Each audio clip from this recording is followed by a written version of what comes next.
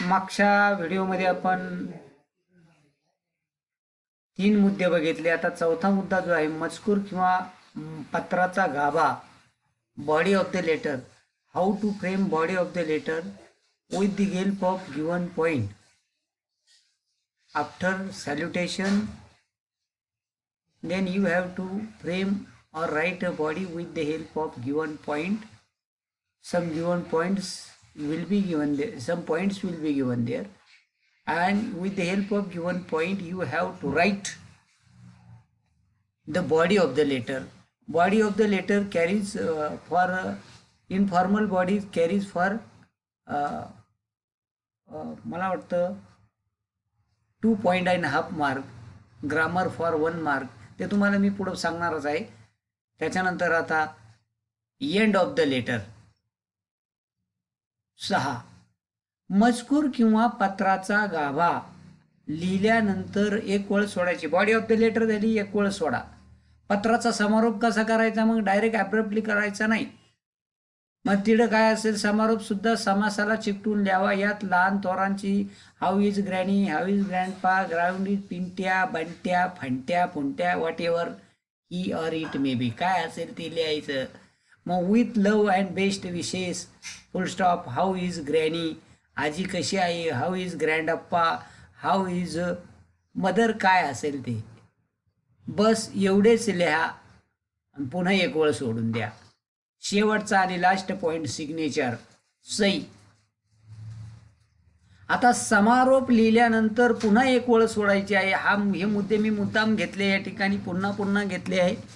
एक समारोप लिहिल्यानंतर एक वळ सोडून लगेच सुरुवात करायची नाही. म्हणजे सुरुवात करायची लगेच, एक वळ झालं लगेच अशी गेचमीड करायची नाही, एक वळ सोडायला सांगितली. सही सुद्धा समारोप सोडून लगेच सुरुवात करावी. सही सुद्धा समासाला चिकटूनच करावी. पूर्वी आपण उजव्या बाजूला सही करत होतो, आता समासाला चिकटून. ते पुढं नमुन्यामध्ये पत्र दिलेले त्याच्यात तुमच्या लक्षात येईलच.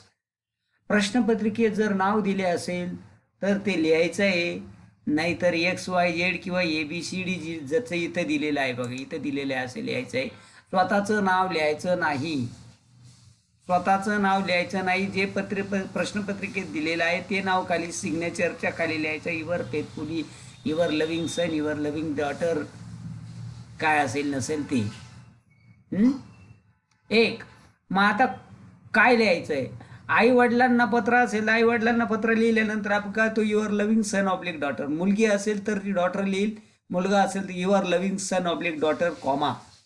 आणि मग खालच्या वळीवर सही करायची आहे. पत्र काका काकू चुलत्याला असेल तर युअर लव्हिंग नेफ्यू ऑब्लिक निस.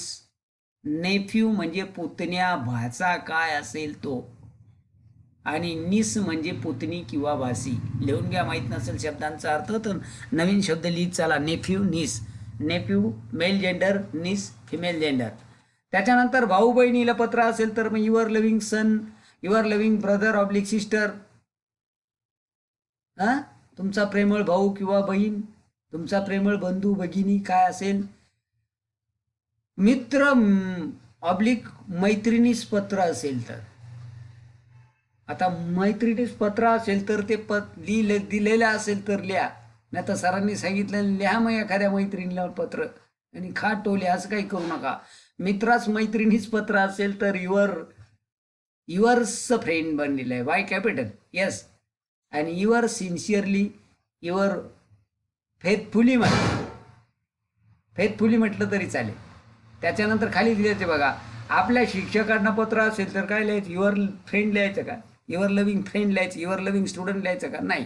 मग काय लिहायचं आहे? युअर्स, यस कॅपिटल आहे परंतु त्याला ॲपॉस्ट्रॉफी दिलेली नाही. युअर्स ओबिडियंटली. ओबिडियंटली म्हणजे आज्ञाधारक, तुमचा आज्ञाधारक. Yours obedient student or people, comma. आणि मग खाली XYZ किंवा प्रश्नपत्रिकेत जे नाव दिलेलं असेल ते लिहायचं आहे. बाकीचे जास्त रिकामी उद्योग करायचे नाही. आणि पुन्हा एक ओळ सोडून द्यायची ते झाल्यानंतर. आणि इतर कार्यालयीन पत्रासाठी युअर्स फेथफुली ऑब्लिक सिन्सिअरली. आणि कार्यालयीन पत्रासाठी मात्र yours faithfully or sincerely, your loving friend काही लिहायचं नाही इत्यादी लिहून त्यापुढे स्वल्पविराम द्या. वाय हा कॅपिटल असावा परंतु यस हा ॲपॉस्ट्रॉफी कंसात यस नसल्याने तो तुमच्या डोक्यावर अपॉस्ट्रॉफी देऊ नाही. हे पुन्हा पुन्हा वाचा, हे लक्षात घ्या. See the pattern of letter. आता पत्राचा नमुना बघा. पत्राचा नमुना कसा आहे? आता सांगितल्याप्रमाणे समासाला लागून ओम साई निवास कॉमा, ओमचा ओ कॅपिटल, निवासाचा N capital comma, M full stop, G full stop, करणे कन्स्ट्रक्टिव्ह, M0 महात्मा गांधी रोडचा आर कॅपिटल कॉमा. आता इथं पुणे लिहिलेले, तुम्ही इथं नाशिक लिहा, औरंगाबाद लिहा, सोलापूर लिहा, कोल्हापूर लिहा, काय रत्नागिरी लिहा, काय लिहायचं ते लिहा. तारीख लिहा. तारीख अशी लिहितात 15 मार्च कॉमा 2000. आता ज्या दिवशी तुम्हाला पेपर लिहायचा असेल त्याच दिवसाची पेपरमध्ये तारीख लिहा. पिनकोड लिहायला विसरू नका. आणि पत्ता, याला तुम्हाला मार्किंग स्कीम कशी आहे ती मी पुढे सांगणार आहे. पहिला पत्ता कसा लिहायचा तो समजून घ्या. त्याच्यानंतर पत्ता लिहून झाल्यानंतर इथं गॅप हे बघा, इकडे स्पेस सोडलेला आहे, म्हणजे एक ओळ सोडायची. आता मी तुम्हाला ते प्रत्यक्षात मॉडेल लिहून दाखवलेलं आहे, ते त्याच्यात दाखवीन.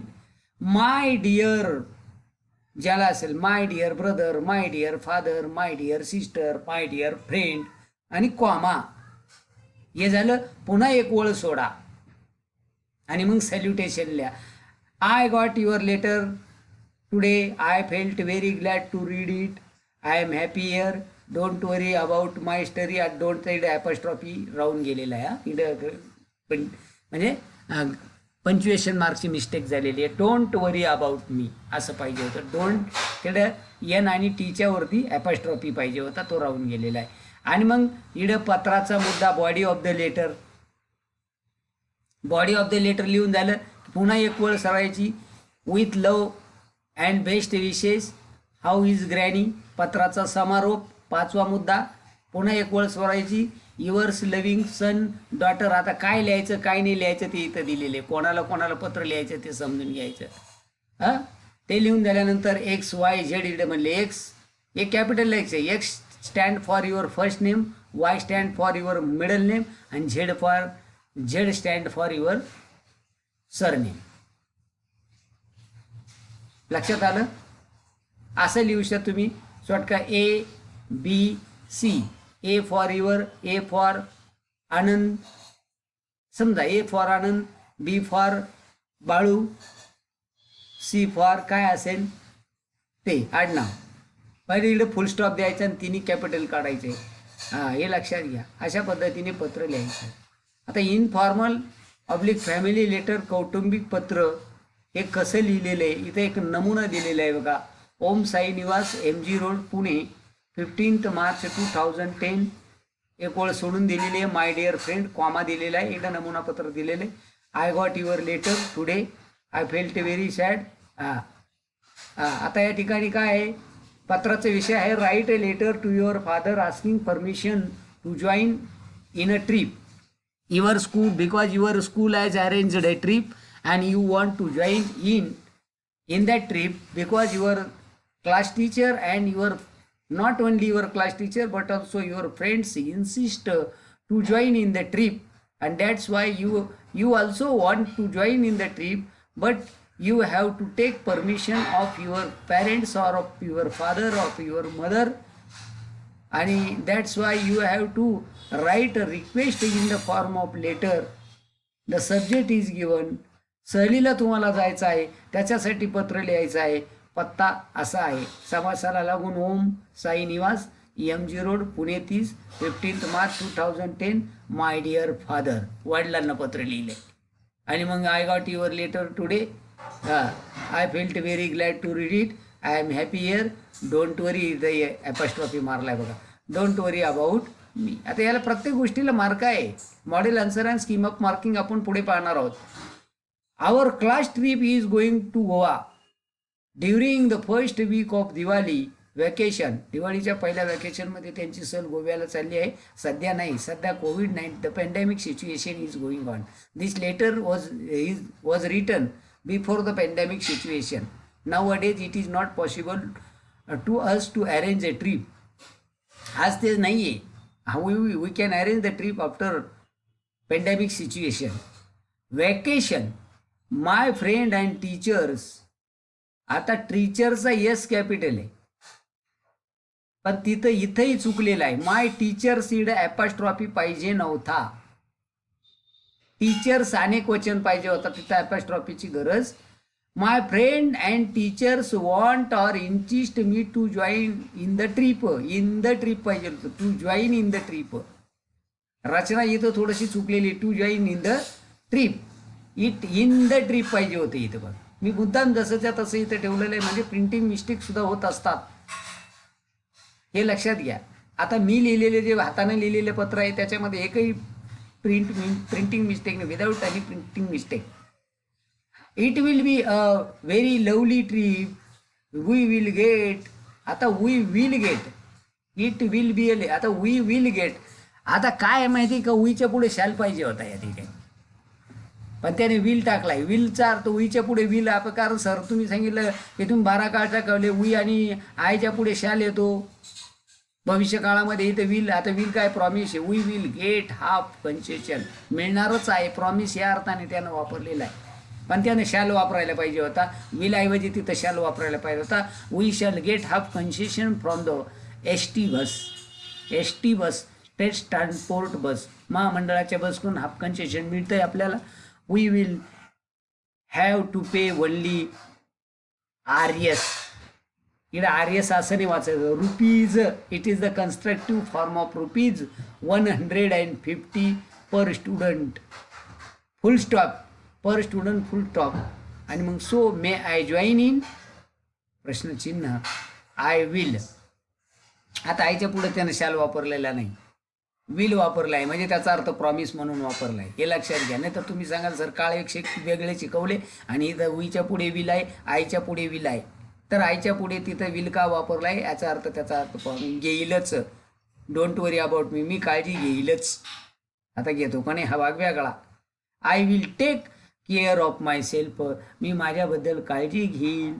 विथ लव, लगेच वळ सोडली. एंड ऑफ द लेटर, पत्राचा समारोप. With love and affection, best wishes. How is Pinky, yours S capital loving son, तुमचा प्रेमळ पुत्र.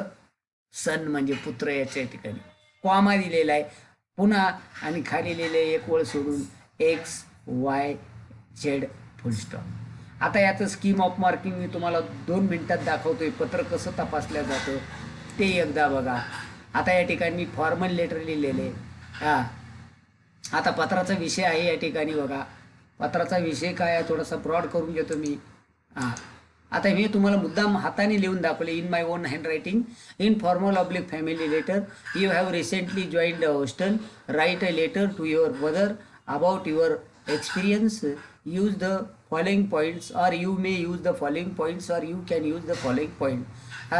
7 पॉईंट्स आर गिवन देअर. त्या हे 7 मुद्दे दिलेले आहे.